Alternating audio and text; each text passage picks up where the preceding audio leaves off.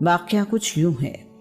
عراق کے شہر کوفہ سے 5 کلومیٹر دور جنوب مغرب میں ایک شہر واقع ہے جس کا نام حیرہ ہے۔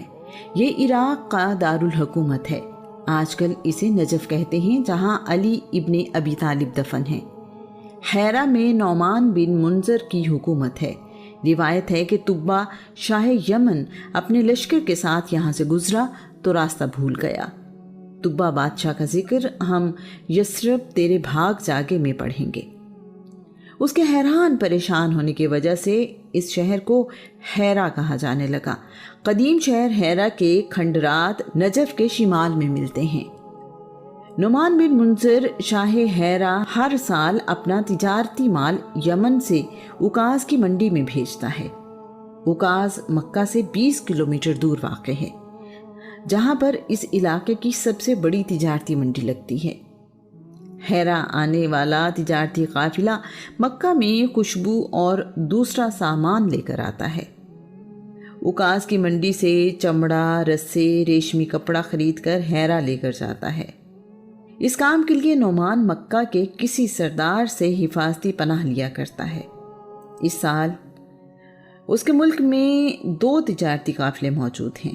نعمان نے قبیلہ بنی کنانہ کے برات بن قیس النمری سے پناہ کے لیے کہا ہے۔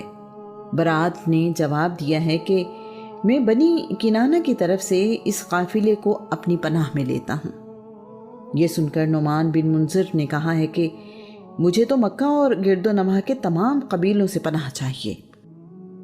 بنی حوازن کا رئیس عروہ بن عتبہ بن جعفر بھی وہیں موجود ہے۔ بہت زیادہ سفر کرنے کی وجہ سے الرحال کے لقب سے مشہور ہے۔ وہ اکثر بادشاہوں کے درباروں میں جاتا رہتا ہے۔ اس نے کہا، ایک مردود کتا برات کیا پناہ دے گا؟ میں تمہارے قافلے کو تمام عرب قبیلوں سے پناہ میں لیتا ہوں۔ برات بن قیس کو عروہ کی بات بہت بری لگی اور اسے اپنی بے عزتی محسوس ہوئی ہے، لیکن وہ خاموش ہے۔ شاہ حیرہ نعمان بن منذر نے اپنا تجارتی قافلہ عروہ رحال کے حوالے کر دیا ہے۔ عروہ اس قافلے کے ساتھ مکہ روانہ ہو گیا ہے۔ عروہ کو کسی سے خطرہ نہیں ہے کیونکہ وہ اپنی قوم کے علاقے سے گزر رہا ہے۔ برات اپنی بے عزتی کا بدلہ لینے کے لیے اس قافلے پر عروہ رحال کو خیمے میں اکیلا دیکھا ہے۔ فال نکالنے کے لیے برات نے پائے گا یا نہیں؟ عروہ نے برات کو تیروں سے فال نکالتے دیکھا تو پوچھا، تم کیا کر رہے ہو؟ برات بولا، میں یہ دیکھ رہا ہوں کہ مجھے تمہارے قتل کی اجازت ملتی ہے یا نہیں۔ عروہ نے کہا، یہ تمہارے بس کی بات نہیں ہے۔ یہ سنتے ہی برات نے حملہ کر کے عروہ کو قتل کر دیا۔ عروہ رحال کو قتل کرنے کے بعد برات نے شاہ حیرہ کا قافلہ قبضے میں لے لیا ہے۔ وہ اس قافلے کو لے کر مکہ جانے کی بجائے 621 کلومیٹر شمال میں خیبر چلا گیا۔ اس نے سارا مال خیبر میں بیچ دیا ہے۔ جب لوگوں کو پتہ چلا کہ عروہ کو برات نے قتل کیا ہے تو برات کے تعاقب میں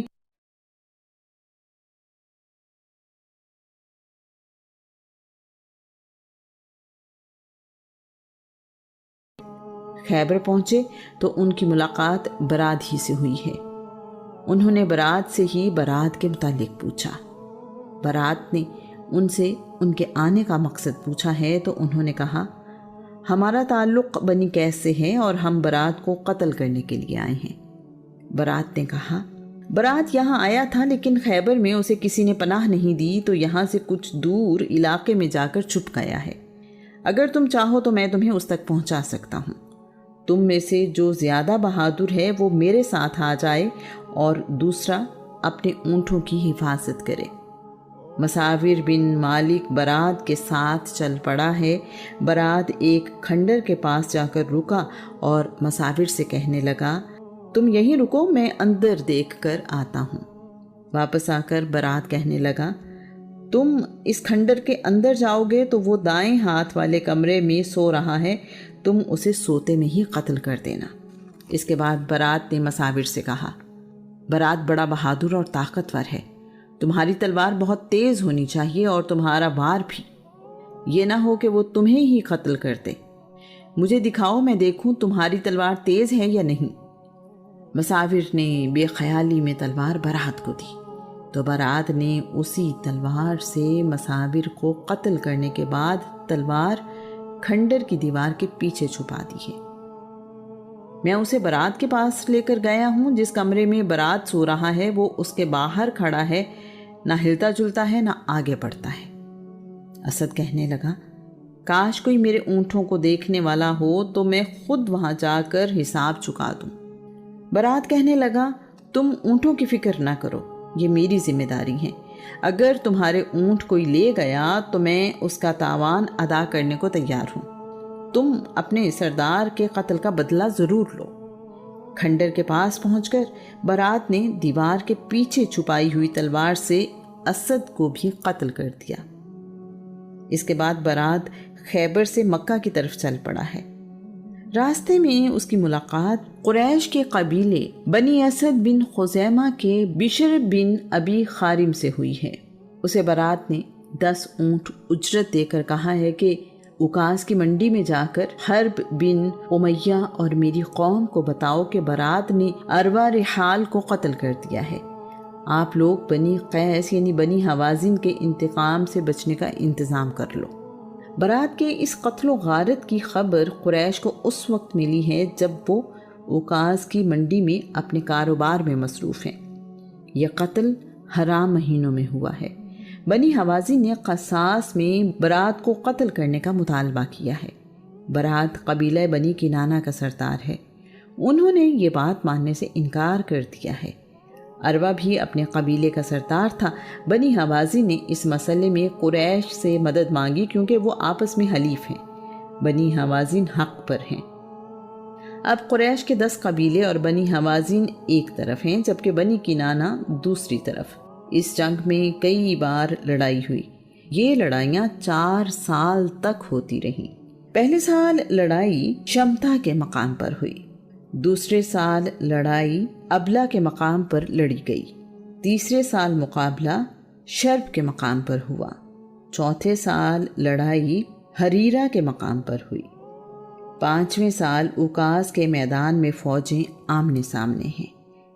لڑائی شروع ہونے کے قریب ہے کہ عتبہ بن ربیعہ اپنے اونٹ پر سوار ہو کر نکلا ہے اور بلند آواز میں سب کو متوجہ کر کے کہنے لگا ہے کہ مدر کے بیٹو، تم لوگ کیوں ایک دوسرے کا خون بہانا چاہتے ہو؟ کیوں ایک دوسرے کی موت کی خواہش رکھتے ہو؟ قبیلہ کنانہ کی طرف سے آواز آئی، تم ہمیں کس چیز کی طرف بلاتے ہو؟ عتبہ نے کہا، صلح کی طرف۔ بنی کنانہ نے پوچھا، اس کی عملی صورت کیا ہوگی؟ عتبہ نے کہا، تمہارے جتنے لوگ بھی اب تک اس لڑائی میں مرے ہیں ہم ان کی دیت دینے کو تیار ہیں۔ ہم اپنے لوگوں کا خون بہا تمہیں معاف کرتے ہیں۔ ہم جب تک تمہیں خون بہا ادا نہ کریں ہم اپنے بچے تمہارے پاس گروی رکھنے کو تیار ہیں۔ بنی کنانہ نے پوچھا، اس بات کی ضمانت کون دے گا؟ عتبہ نے کہا، میں خود ضامن ہوں۔ بنی کنانہ نے سوال کیا، تم کون ہو؟ عتبہ نے کہا، میں عتبہ ہوں، ربیعہ کا بیٹا۔ اس بات پر صلح ہو گئی ہے۔ قریش اور بنی حوازن نے اپنے 40 آدمی بطور یرغمال بنی کنانہ کے حوالے کر دیے ہیں۔ ان لوگوں میں حکیم بن حزام جیسی شخصیت بھی شامل ہیں۔ حکیم بن حزام قبیلہ بنی اسد سے ہیں اور سیدہ خدیجہ کے بھتیجے ہیں۔ جب 40 آدمی بنی کنانہ کے قبضے میں آ گئے تو انہوں نے بھی اپنے مقتولوں کی دیت معاف کر دی ہے۔ یوں خون ریزی کا سلسلہ 5 سال بعد ختم ہو گیا ہے۔ رسول اللہ نے اس جنگ میں یوں حصہ لیا کہ آپ اپنے چچاؤں کو تیر پکڑاتے تھے۔ رسول اللہ نے اپنے چچاؤں کی حفاظت کا کام بھی کیا۔ 20 عام الفیل میں ایک اور اہم واقعہ رونما ہوا ہے۔ آخری حرب فجار یعنی صلح کے 4 مہینے بعد یمن کے سرحدی علاقے زبید سے ایک تاجر سفر پر مکہ آیا ہے۔ یہاں کے لوگ بنی زبید کہلاتے ہیں۔ اس نے اپنا مال تجارت عاص بن وائل سہمی کو بیچا ہے۔ آس بن وائل نے مال لینے کے بعد اس کی قیمت دینے سے انکار کر دیا ہے۔ مکہ میں بنی زبید کا کوئی حلیف قبیلہ نہیں ہے۔ اس شخص نے بنی عبدالدار، بنی جمحہ، بنی سہم اور بنی عدی سے مدد مانگی ہے۔ ان قبیلوں نے بنی زبید کے مسافر کی مدد کرنے سے انکار کر دیا ہے۔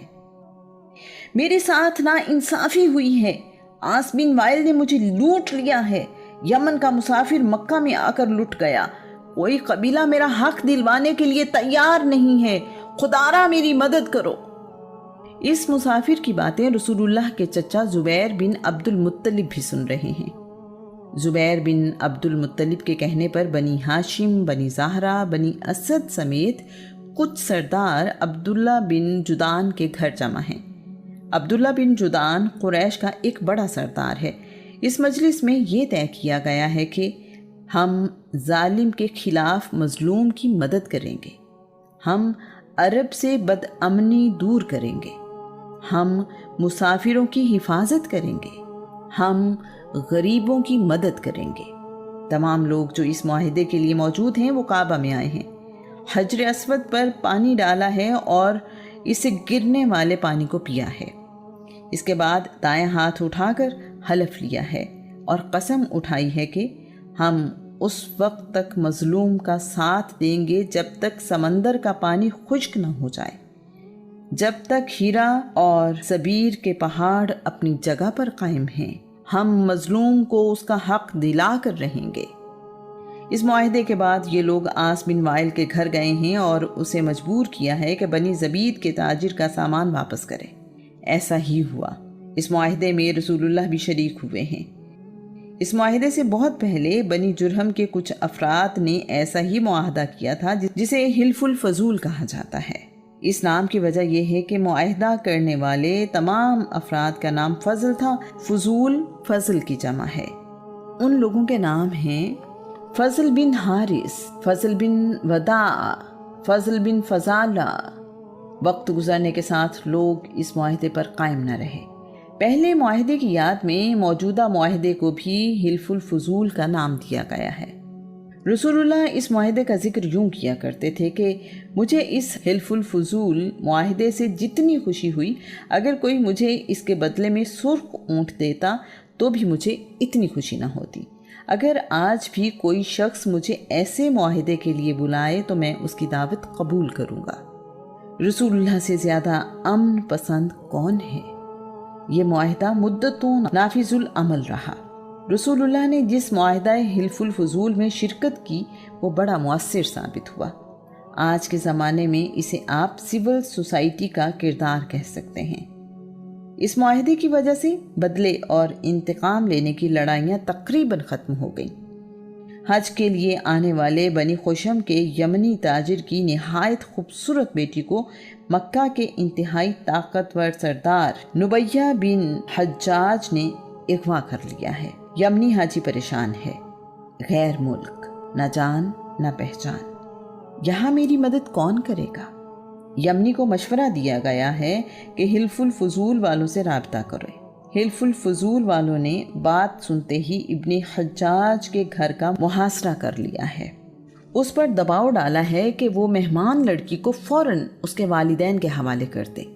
ابن حجاج نے صورتحال دیکھی تو منت سماجت شروع کر دی ہے۔ اسے حلف الفضول والوں کے سامنے جھکنا ہی پڑا ہے۔ لڑکی کو اس کے والدین کے حوالے کر دیا گیا۔